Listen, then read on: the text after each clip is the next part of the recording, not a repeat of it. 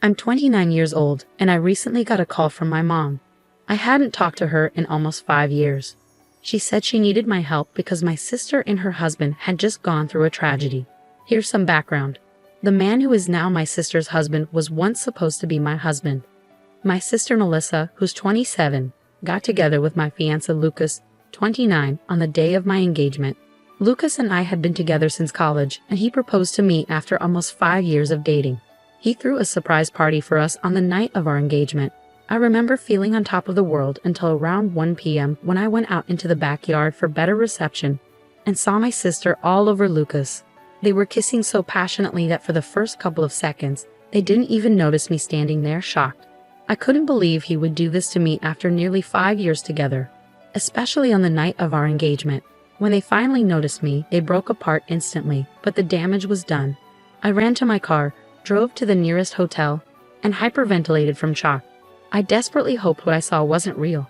Then Melissa texted me, apologizing but confessing she was in love with Lucas, and this had been going on for a long time.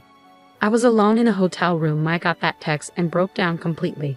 Soon after, Lucas texted me with a similar apology, saying he proposed to me hoping it would help him forget Melissa. But it hadn't worked. He said it wasn't about me, they believed they were meant to be together. I realized I was just a temporary stand-in for Lucas until he could be with Melissa. I stayed at the hotel for a couple of days, trying to pull myself together. I felt like I was losing my mind, hoping this was all some cruel joke. After almost 4 days, I went back home because I needed to collect my things and couldn't risk losing my job. When I arrived home, I found out my family had been living with Lucas all this time, waiting for me to return. It would have been touching if it wasn't for how I had left. Everyone had been trying to reach me with texts while I was gone, but I hadn't responded to any of them. So when I finally returned, there was chaos. Everyone hugged me and told me how relieved they were to see me. Even Melissa came up to me, tears in her eyes, and hugged me tightly. I was too numb to react and stood there silently, while everyone surrounded me. Finally, after everyone had settled down, I cleared my throat and explained that I had returned only to pack my things and leave for good. Lucas had been silent until then, but when I mentioned moving out, he spoke up, saying he had already packed and planned to move in with Melissa now that everything was out in the open. To my surprise, my family, my parents, my aunt, and my dad's youngest sister were all smiling broadly despite the situation. Even though I couldn't see any reason to smile, they seemed happy. Melissa stood beside Lucas in an awkward hug, looking at me sadly but with a smile on her face. I couldn't bear it any longer. I asked my family why they were smiling. From my perspective, Melissa had just broken up my engagement and taken my boyfriend of nearly 5 years. There was nothing funny or sweet about what had happened. At that moment, my mother decided to speak up. She said they couldn't change the past but could accept the future, which now included Melissa and Lucas together. Even though their relationship started with betrayal, they felt sorry about it but believed it was for the best. Melissa apologized for taking Lucas from me and expressed regret that I found out this way. She explained they were deeply in love and wanted to be together forever. Then right in front of me, they kissed and my mother even wiped a tear from her eye. I couldn't hold back.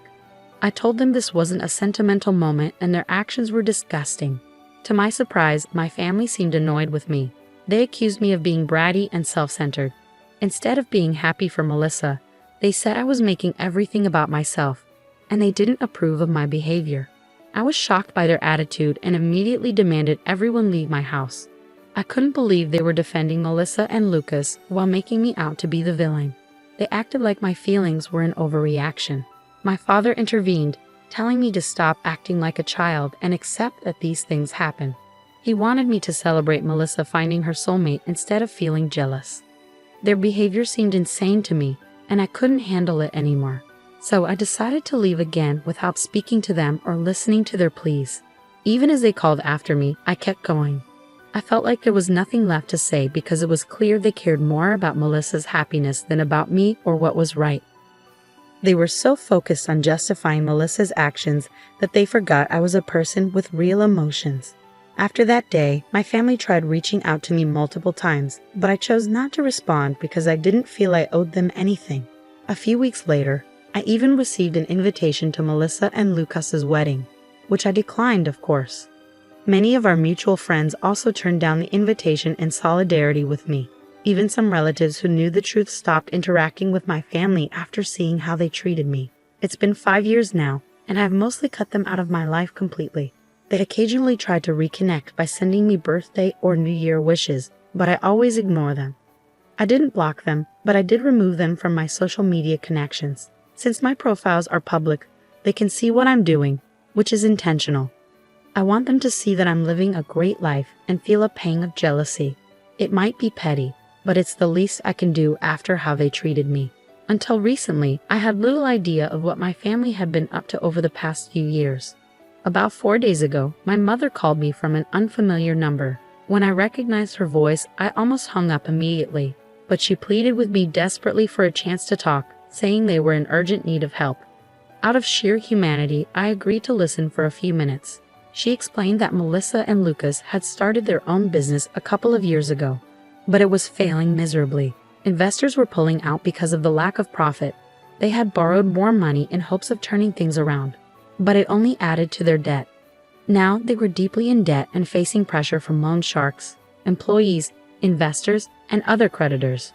My mother knew I lived a comfortable lifestyle and turned to me as a last resort, begging me to loan Melissa and Lucas money to pay off their debts.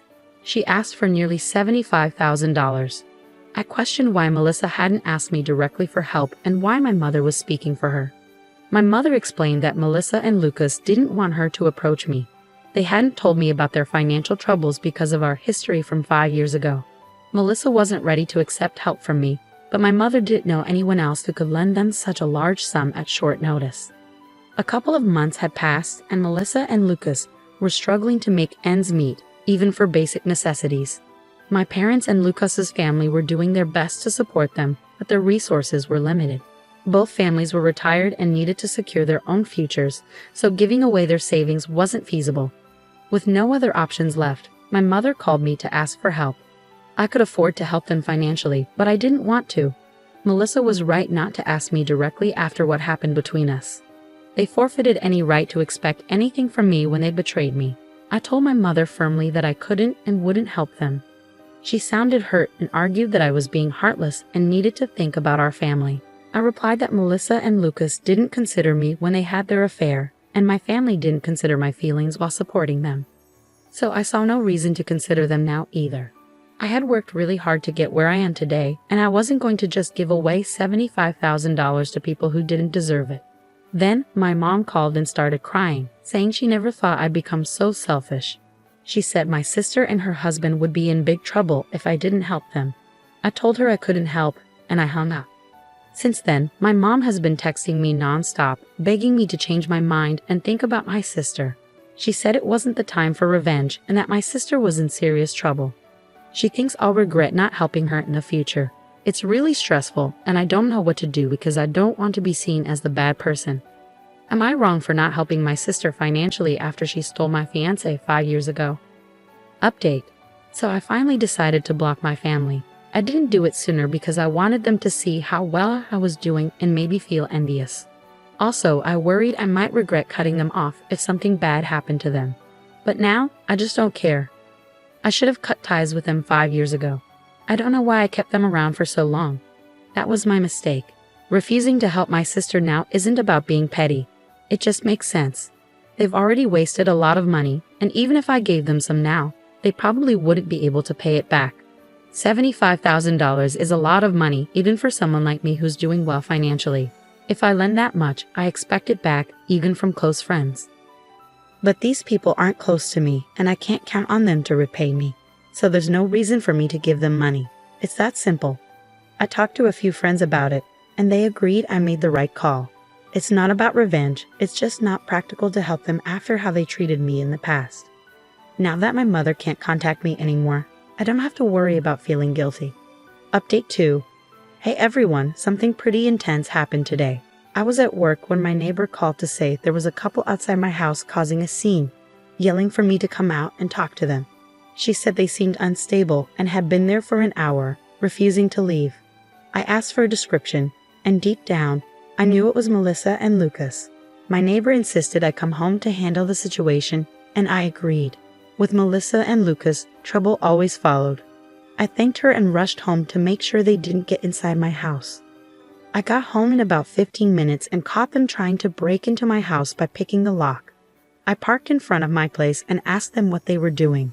I tried to call the police, but Lucas knocked the phone out of my hand. Melissa then said they were only here to talk and didn't want anything from me, at least not right now. I told them to make it quick and insisted we stay outside in the yard. I didn't feel comfortable inviting them inside, especially since they seemed hostile despite claiming they didn't want anything from me. Melissa began speaking. She said my mother had told her about the phone call I ignored and how I had blocked them all. She accused me of being unfair and said it had been 5 years since the incident with my fiancé, so I should have moved on by now. She claimed I was acting dramatically to get attention from the family and felt insulted by my refusal to help them. That's why she wanted to talk to me. She explained that she had managed to gather the money this time by selling their house and jewelry, but she might need more in the future. Melissa said she needed assurance that I would be there to help again. I firmly told her no. I made it clear she couldn't rely on me because I deeply dislike her and her husband. I was so furious that I even mentioned how close I was to hitting her, so they should leave immediately. Then Lucas demanded that I sign a document promising to give them money whenever they asked. I couldn't believe it. I knew it wouldn't be legally binding if I signed it under duress. They were being unreasonable and seemed to think they could manipulate me into doing something like that. I ordered both of them to leave, but Melissa pushed me and insisted that I had to help them because we were family, and I couldn't avoid my responsibilities like this. I was shocked by her push, and I almost slapped her in response, but I managed to restrain myself because I knew it would only escalate things. Instead, I quickly grabbed my phone from the ground where Lucas had knocked it, and I ran to my car. I jumped in and drove off without even looking back. Since I had left the engine running earlier, I was able to speed away quickly. They didn't attempt to chase me on foot, so they stayed at my house, which was unfortunate for them. Once I was a safe distance away, I called the police and explained the situation. I hurried back home and arrived just in time for the police to show up. In less than 20 minutes, I gave them all the details, and they arrested Melissa and Lucas. I knew the charges might not be severe, but it was worth it to have them taken away and not have to deal with them anymore.